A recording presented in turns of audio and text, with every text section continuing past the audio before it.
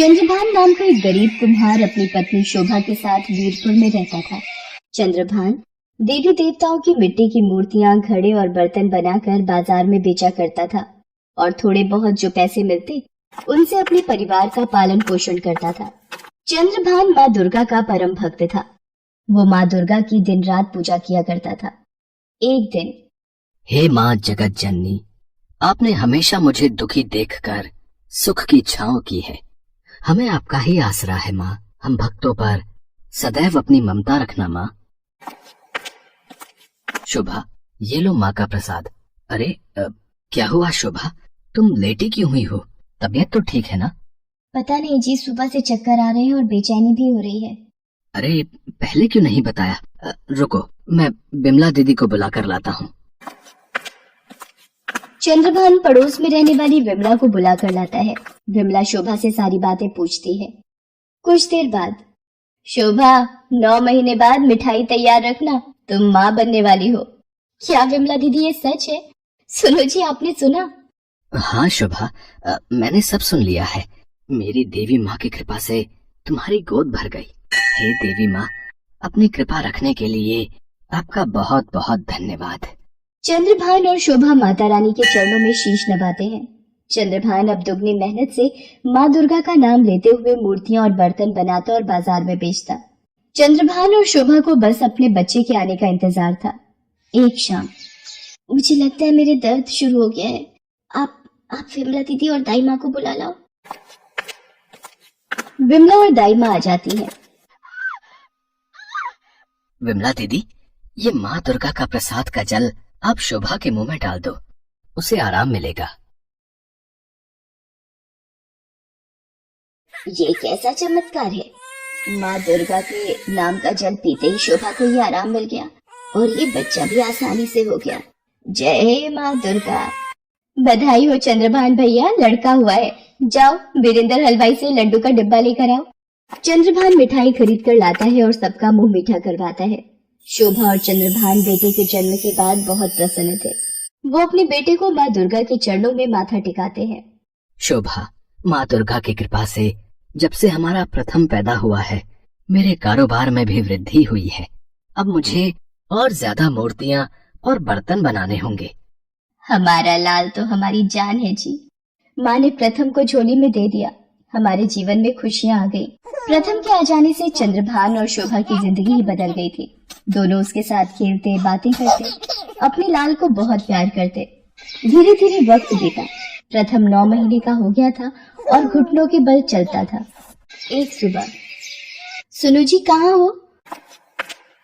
अरे ये तो बर्तनों के लिए चिकनी मिट्टी तैयार कर रहे हैं। प्रथम सो रहा है, तब तक जल्दी से खाना तैयार कर लेती हूँ। शोभा भोजन बनाने झोपड़ी के भीतर चली गई। चंद्रभान माँ की भक्ति में आंखें बंद किए मिट्टी रौंद रहा था और माँ का ध्यान कर रहा था। चंद्रभान मिट्टी को पैरों से कुचलता जय माता दी का जाप कर रहा था। तभी उसका बेटा प्रथम घुटनों के बल चलता अपने पिता की ओर आ जाता है।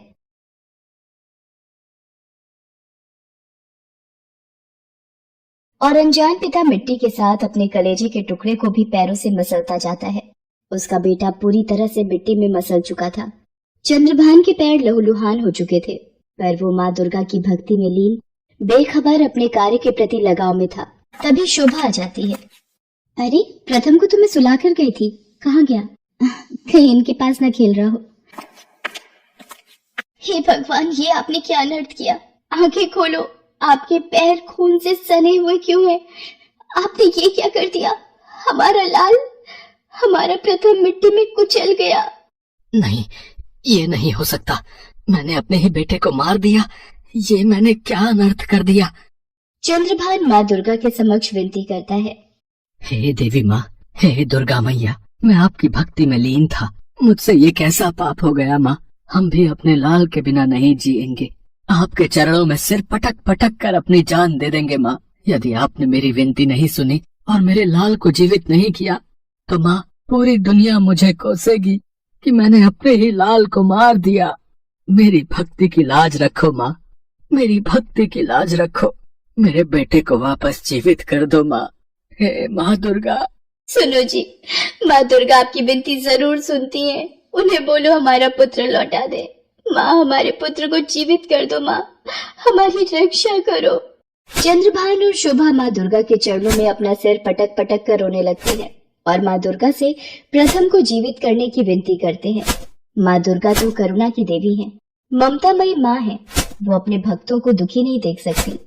चंद्रभान और शोभा के करुण स्वर सुनकर माँ दुर्गा अपने विराट रूप में शेर पर सवार होकर प्रकट होती हैं। पुत्र चंद्रभान, पुत्री शोभा, तुम रो क्यों रहे हो?